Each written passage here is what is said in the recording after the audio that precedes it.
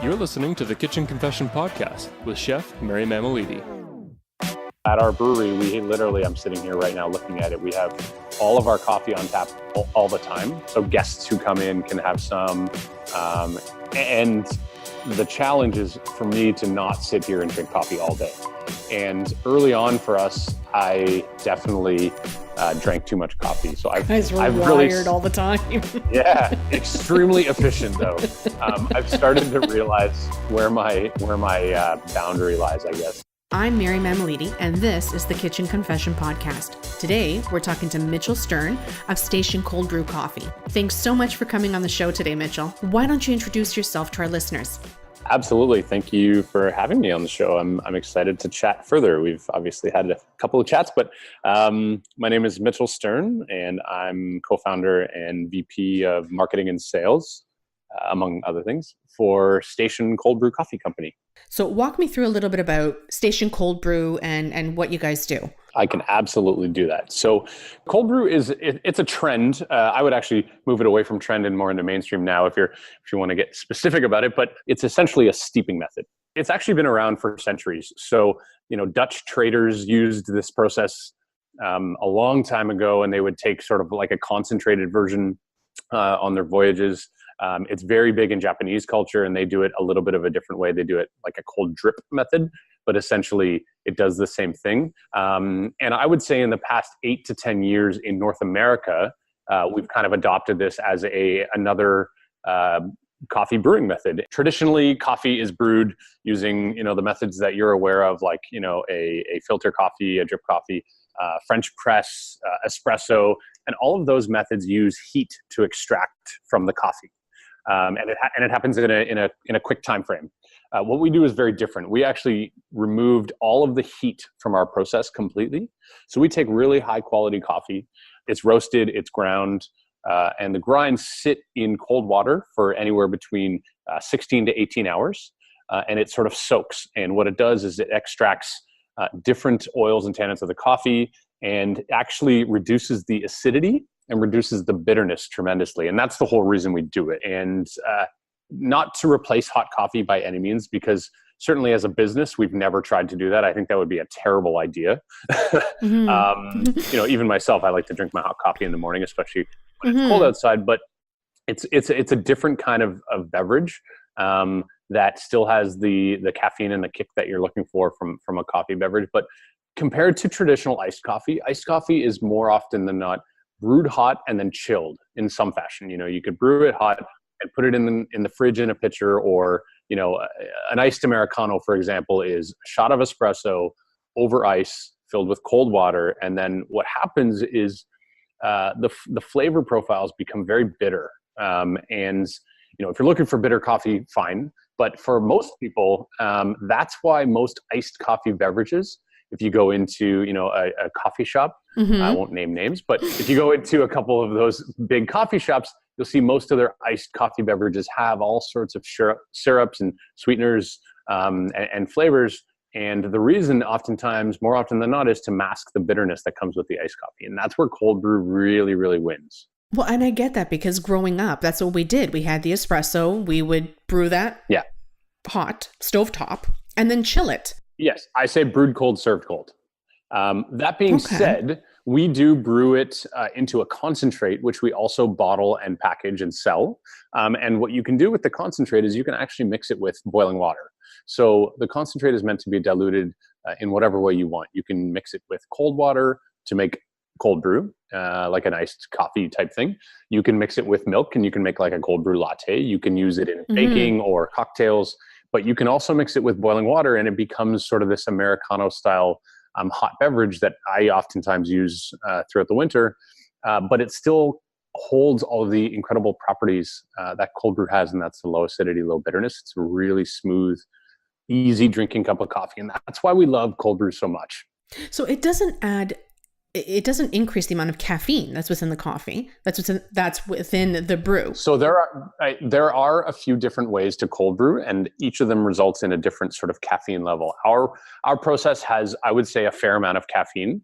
It's a little bit more than most coffees, but if you compare 12 ounces of our coffee to 12 ounces of, let's say, a Starbucks drip coffee. It's in the same rough range. But that being said, Starbucks is on the higher end of caffeine. It is, yeah. So our products are very highly caffeinated for sure. There's no denying that. Can you play more with the flavor profiles, I guess, with cold brew? You can. And again, that's something that helps us separate ourselves from others. Is my partner, our brewmaster, Mike, is he's so talented in his palate is so like we taste coffee sometimes together, and he tastes blueberries, and I'm like, it tastes like coffee. Mine is getting better. However, he's like, it's next level. It's very impressive. Mike will go through a period of time where he's testing different coffees to see which one has notes of, let's say, chocolate that would mix well with the mocha flavoring that we put in. And that's what's allowed us to really develop the recipes that we have.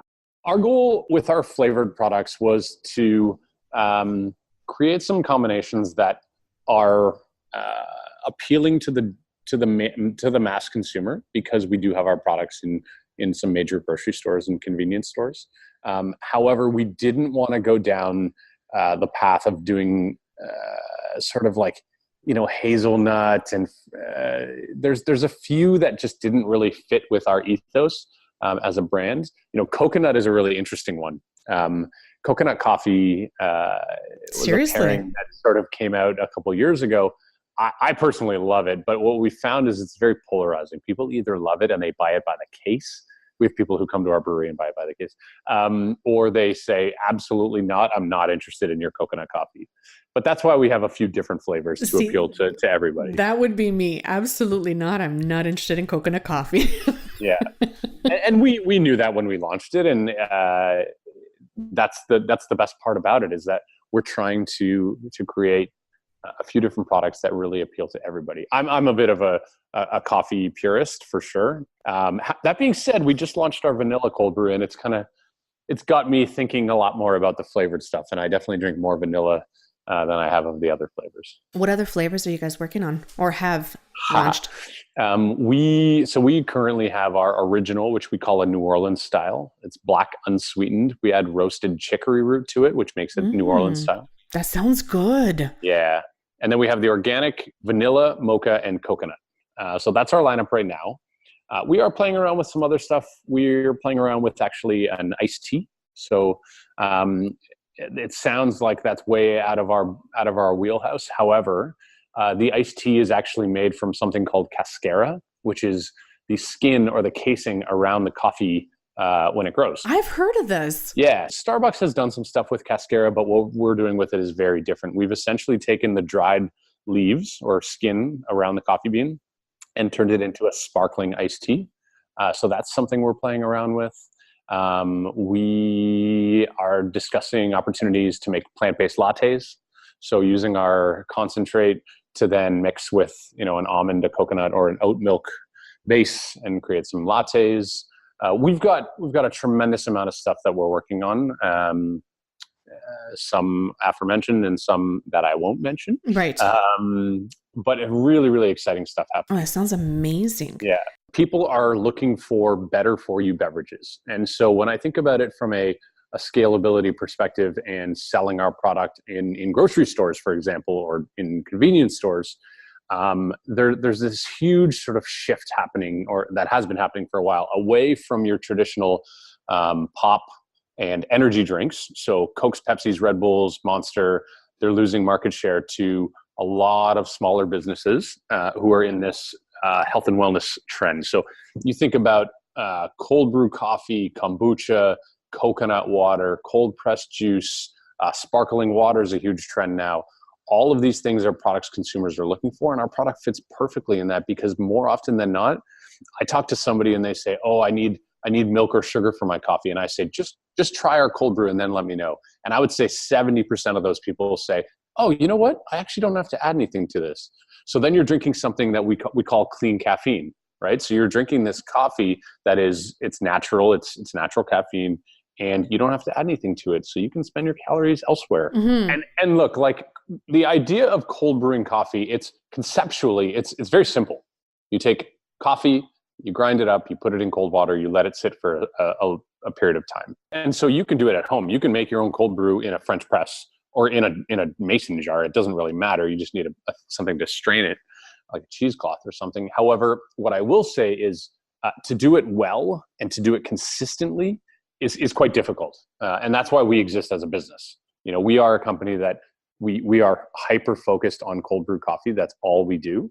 And there's a lot of beverage companies and coffee roasters who are trying to get into cold brew now. And I think it's great because it's a new thing and we need to educate people together. However, we are a company solely dedicated on that. And one of my business partners is our brewmaster. On the exterior, we look like a craft beer company because we do it on tap. We put it in cans. We have a brewery that I'm standing in right now.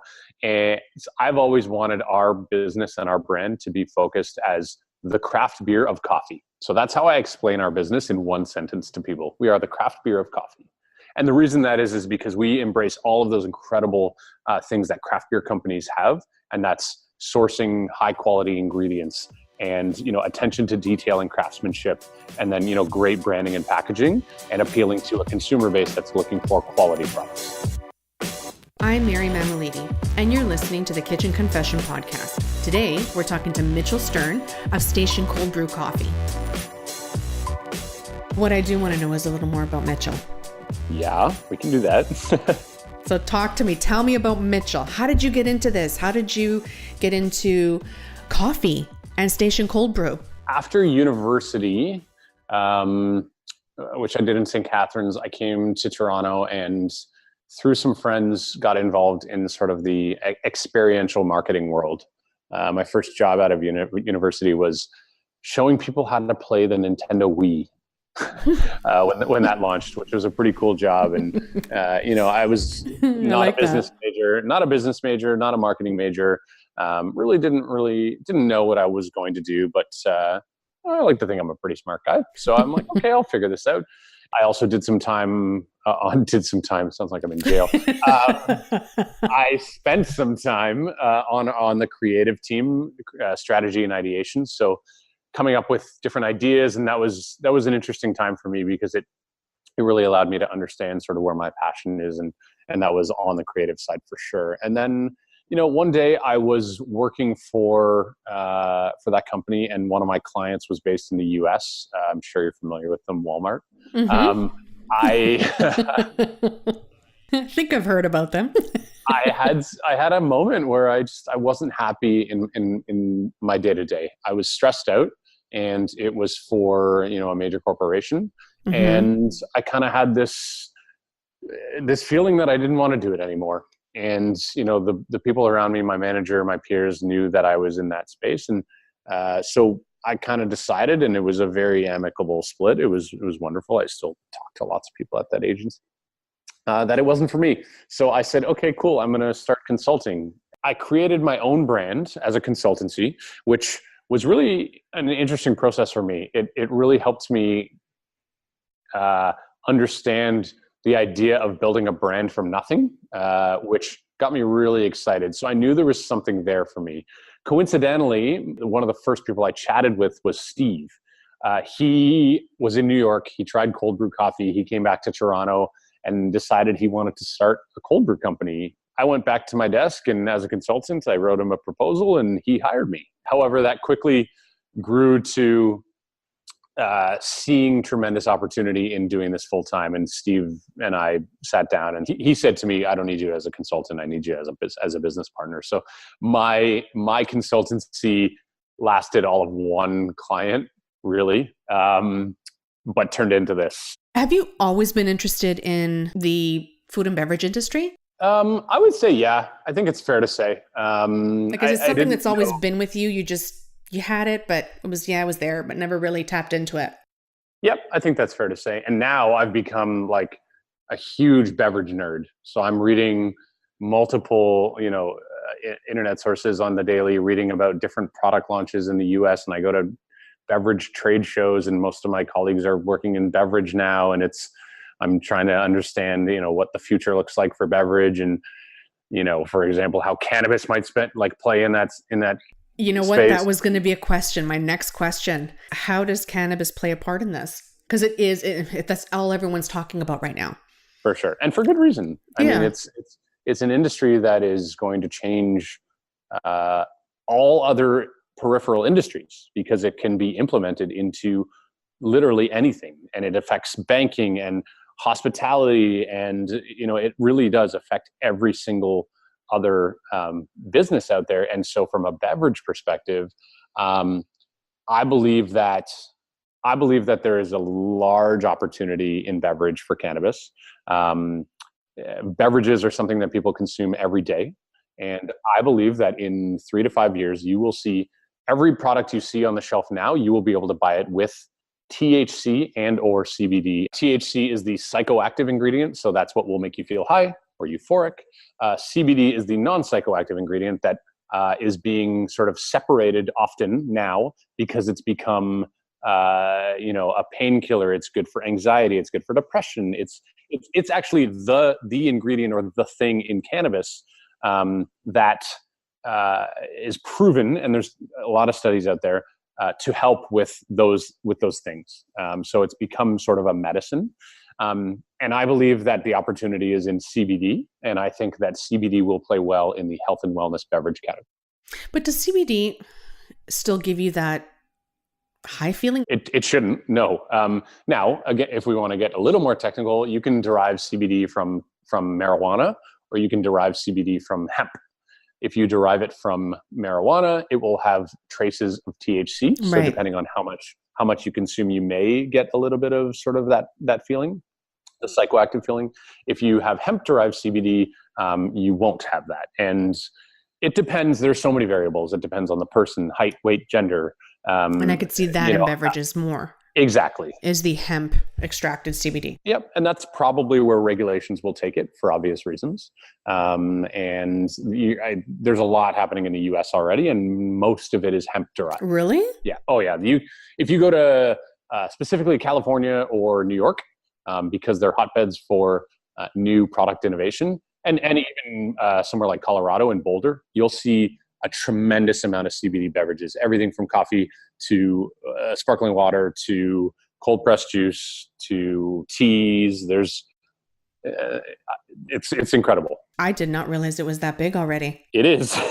It is. And there's a lot of people doing a lot of things on the back end in Canada, because edibles right now, and edibles are consumables or infused products, and that is food and beverage. They're not legal right now, but they will be. The anticipated timeline is about a year from now. But that being said, there's still a lot of regulations that aren't in place. So for example, I am anticipating there being very heavy regulations around mixing caffeine with those things. Mm. And for good reason. There absolutely should be, as they do with alcohol, mixing alcohol with caffeine. So I need to understand how that may affect my plans. Well, that's what I was wondering, because caffeine gives you that hyped up energy boost, and is it CBD? Does kind of the opposite. Right. So I can't imagine how the two. So that's interesting. I had that same thought to myself about 4 or 5 months ago, and I started doing some research on CBD. And I speak frankly a lot about mental health, and I suffer from tremendous anxiety. So do I. And I encourage other people to talk about that as well. Oh, absolutely. Especially men. So I'm glad to hear that you're a supporter of that as well. And so about 4 or 5 months ago, I started reading about CBD. I was actually on medication for 10 years as an antidepressant. And for the past 3 years, I've been learning to cope with it through other methods. So I started reading about CBD. And what I did was I started taking it with my coffee, or with my cold brew, I'll say. And what I realized is, yes, I had the same thoughts about, don't these like counteract each other? Are they opposites? And my conclusion was that they actually perfectly balance each other for me, because I don't get the sort of jitteriness that may come with coffee, and somebody with anxiety, obviously that's not a good combination, but the CBD balances it. So I still get the energy, perhaps it's placebo. I'm not sure anymore with coffee. And I can still consume coffee with this very ritual. It's habitual for me and for most people. Yeah. But it balances really nicely with CBD. And I've also used CBD for muscle pain. I've got an injury in my back. So I'm using it for all of these things. And I actually challenge people when they say that. And I say, I actually think it balances it very well. And it doesn't alter anything. It's just, it offsets the caffeine. Mm-hmm. gives you that kind of neutral Yes. level. Yes. And there's sort of a calmness that comes with it for me. Again, everybody's different and everybody finds their dosage, and like there's work to be done and there's education to be done, and I'm still educating myself. But it's been a wonderful tool for me, and I'm still learning and figuring it out. And I'm excited to see where it goes in the terms of health and wellness, because, you know, the THC part of it is a whole other category, and that's fine. And I am not for or against it necessarily. Actually, no, I'm for it. However, CBD is where my focus is, both from a personal and professional perspective. Right. Well, it's funny you mention this, because lately, I mean, obviously everyone's talking about it, and I'm learning more and more about people using CBD. Yeah. And someone actually told me that they know someone that puts it in their butter. Yep, absolutely. And spreads it on their toast in the morning, and it's something that helps them with, you know, chronic pain, or someone else, again, another anxiety, suffers from severe anxiety and uses it in that sense.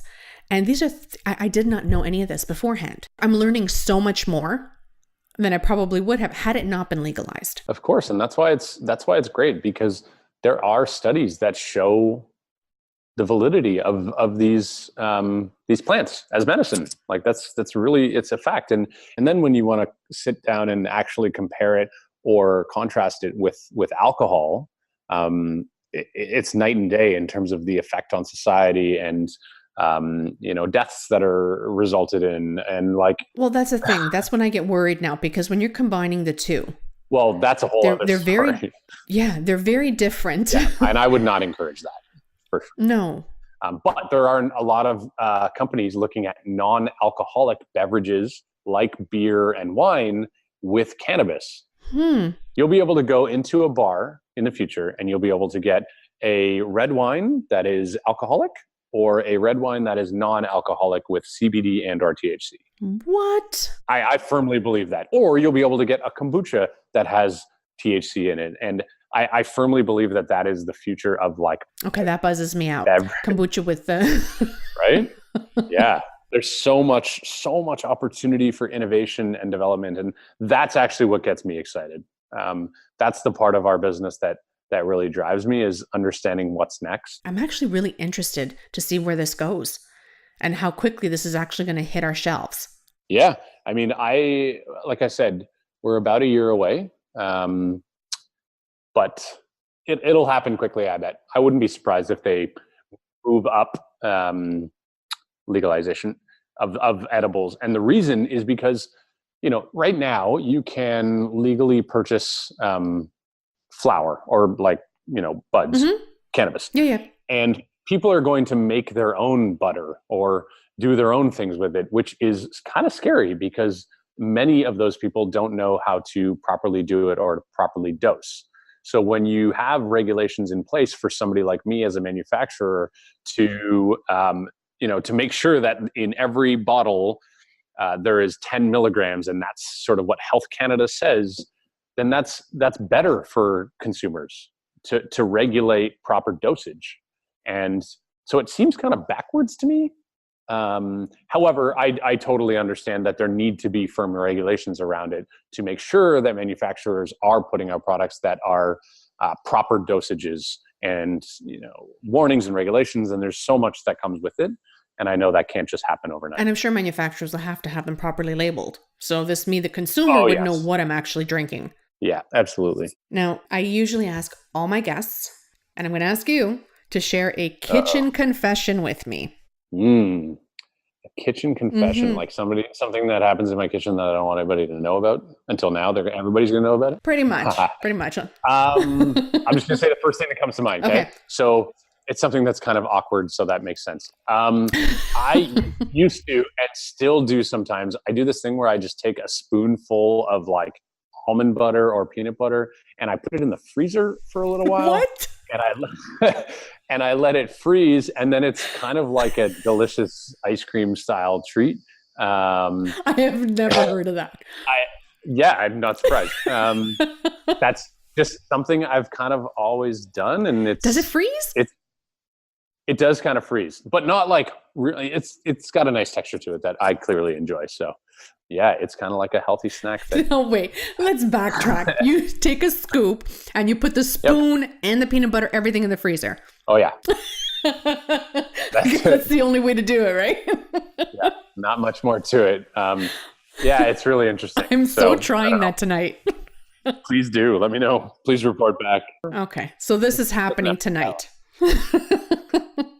Do you have either a favorite pairing with coffee that you would always have with your coffee, or a recipe that you would share? I like to do, well, sometimes I like to do, are you familiar with bulletproof coffee or butter coffee? Yes. So I will make that with our concentrate. So I'll do our concentrate, boiling water, grass-fed butter, MCT oil, and I'll put in CBD as well. But that's like oftentimes I'll do that for my morning sort of like breakfast coffee. Our concentrate also works really well in smoothies. You do like a chocolate banana coffee type smoothie, really, really good stuff. And we've got a bunch of recipes on our website. We've got a stew on our website, like a cowboy coffee stew sort of thing, which really this time of year is perfect. Yeah. And we're always looking for people to collaborate with. So if anybody listening is interested in doing some recipes for us, I'd be happy to give you some product to test around with. And we can feature it on our website and on social media and do some stuff like that. I think that would be great. Oh, that's amazing. Yeah. And sounds like fun. Always fun to create. Oh yeah. And using our coffee as an ingredient is something that people really, really love, especially at this time of year, because you don't want to drink it as much as a cold coffee. Well, thank you so much for sharing that. And where can our listeners find you? You, Station Cold Brew.